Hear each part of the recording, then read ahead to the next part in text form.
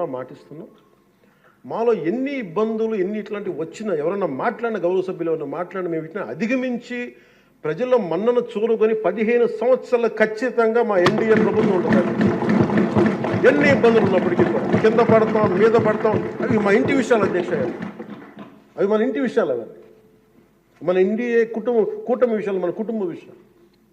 కింద పడతాం మీద పడతాం, ఒక మాట అనొచ్చు ఇంకోటి అనొచ్చు, నాకు ఏం అభ్యంతరం. కానీ ఇంకొకసారి మటుకు గవర్నర్ గారికి గౌరవం ఇవ్వని వ్యక్తుల పార్టీ మటుకు ఈ సభలో అడుగు పెట్టకూడదు. వాళ్ళకి కూడా అధికారం రాదు.